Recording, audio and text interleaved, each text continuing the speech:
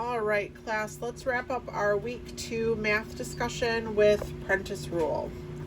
Now, Prentice Rule is the formula we use to determine prism.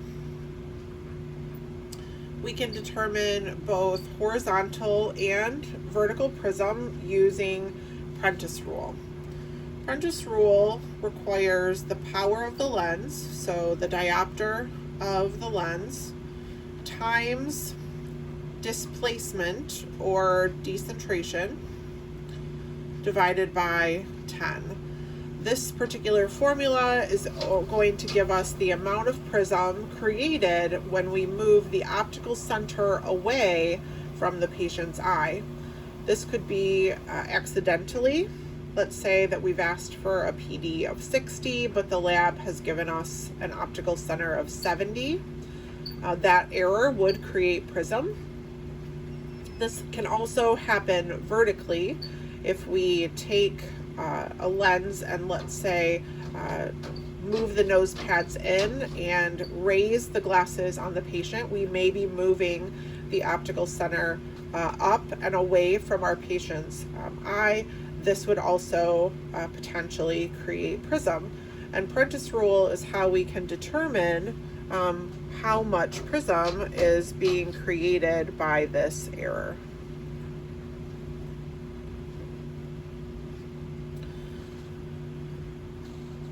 We have a couple pieces of information that will be critical to being able to answer this particular question. So one of them is the power of the lens. One is the displacement, or how far away from the patient's pupil is the optical center placed.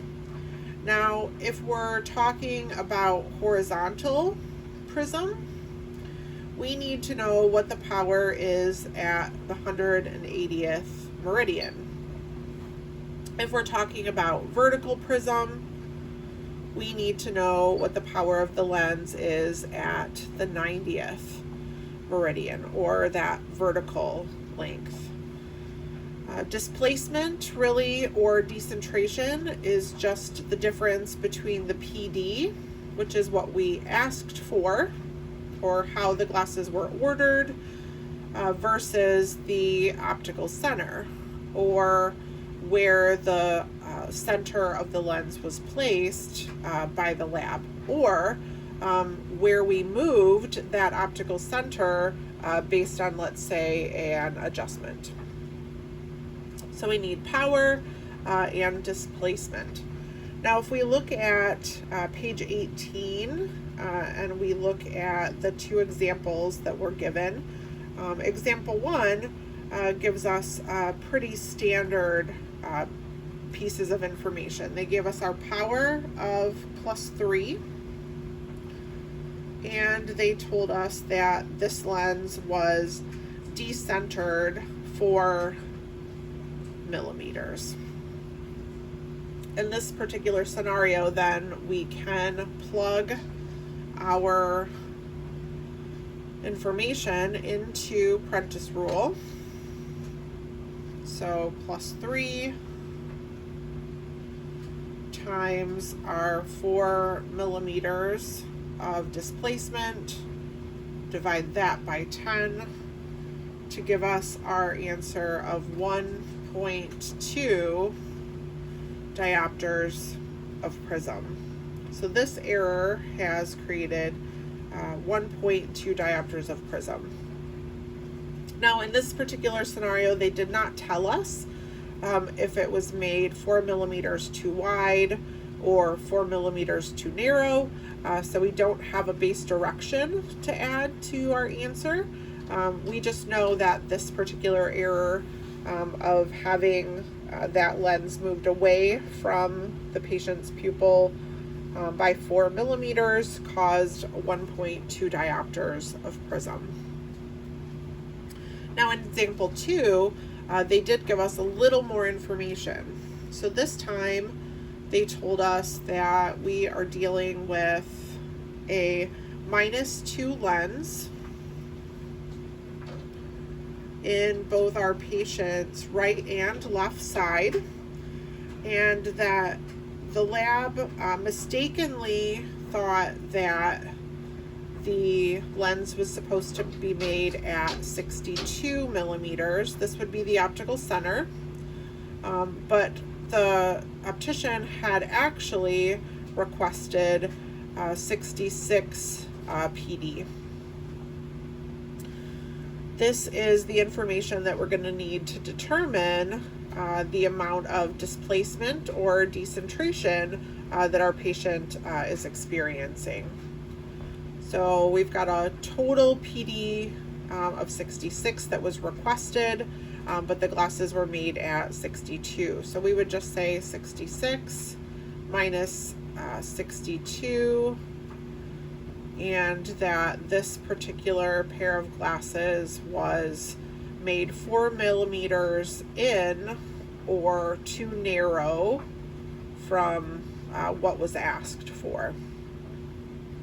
Now they've given us a right and left eye separately, so we actually need to divide our total decentration in half. So 4 divided by 2, because we need to address the right and the left eye separately, tells me that it's 2 millimeters in on the right and 2 millimeters in on the left. So now that we have our power and our displacement, we can plug that information into our Prentice Rule. So we had our power of -2 times our displacement of 2 millimeters. This would be for the right eye. So we do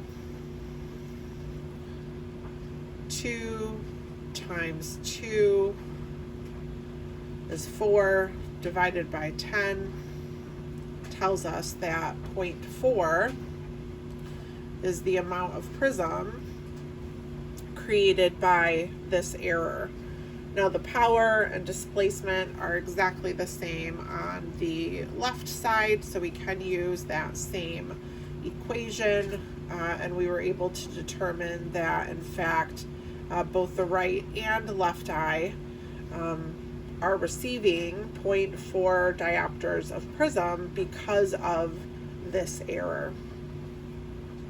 Now, because we do have a direction, we know that this particular pair of glasses was made 2 millimeters in or narrower than we asked, and we are dealing with a minus lens. We have all of the necessary information to determine base direction. Now, minus lenses are the opposite of what was wrong. So minus equals opposite. And pluses are the same as what was wrong. Now, in this particular scenario, we are dealing with a minus lens, and we were able to determine based on our previous numbers that this particular pair of glasses was made in further than it was supposed to be, or too narrow. And because minuses are opposite, we would say then that this is base out, because the opposite of in is out. We are able to see that for both eyes, right and left. And this actually is what we would call a compounding situation, meaning that two lenses, both base out, actually create more prism, or the experience for the patient is compounded. So all we would have to do then is add our 0.4 and 0.4 together, and when we do that, we get 0.8 diopters of base out prism. So this would be our answer. So 0.8 diopters of base out prism is created in this particular scenario for our patient. Let's go ahead and do one more of these just for practice. I know there's lots of parts and pieces going on here. So let's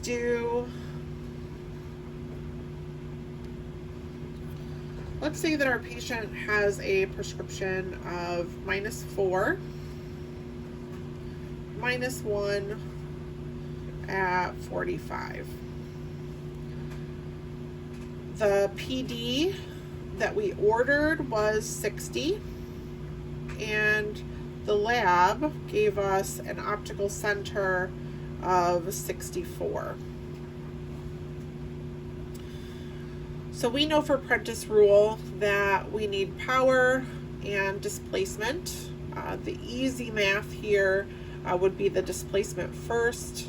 That difference between what we asked for, that's the PD, versus what we got, the OC, is 4 millimeters.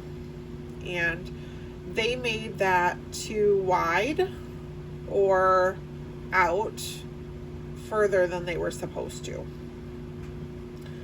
Now, as we look at the prescription of our patient, we can see that this patient does have some cylinder, so astigmatism correction, and we need to determine the power at 180.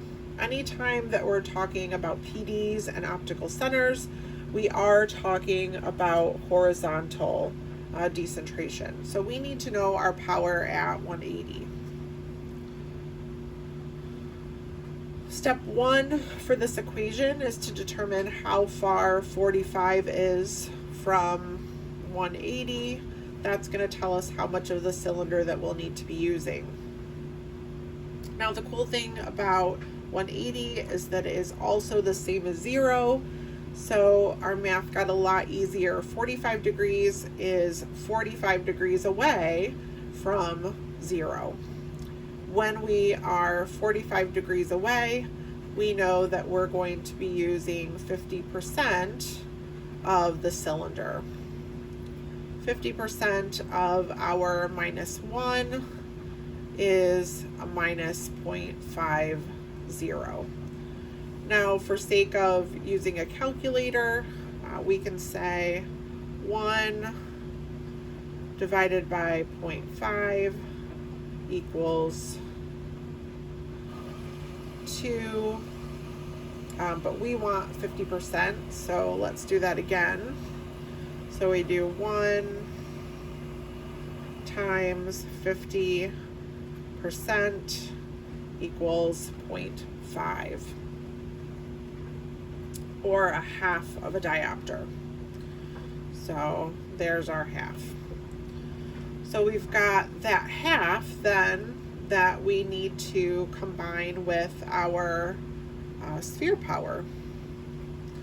So if we take our -4 combined with our -1/2, we can see that the power at 180 is -450. This then becomes the next piece of information that we're going to need combined with our displacement to plug into our Prentice Rule. So let's go ahead and do that.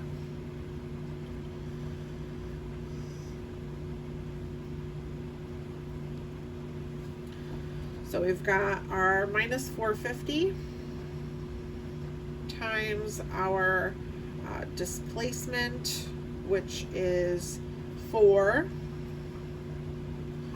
divided by 10.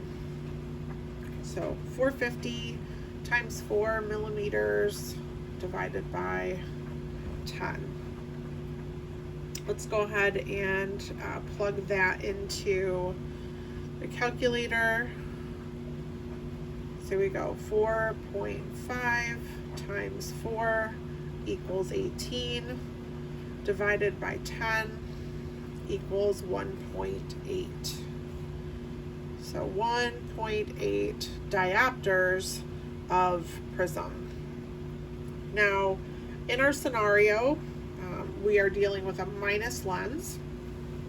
And we determined that the lenses were made too wide or out further than they were supposed to be. And we know that minuses are opposite. So the opposite of out would be base in. Now this is total power, the total amount of prism in both eyes. If they asked us to determine the amount of prism per eye, we would be able to just divide our answer of 1.8 in half.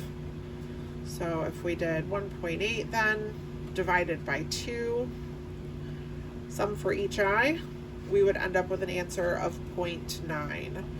So 0.9 diopters base in would be our per eye answer.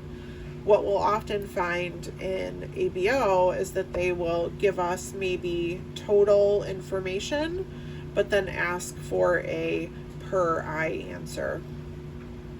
And as long as the amounts are the same for both the right and the left, that can be divided evenly, and we are able to then give them a per eye answer of 0.9 diopters per eye. If you have any questions on Prentice Rule, don't be afraid to call. I hope this helped with your math this week, and have a good one. Bye.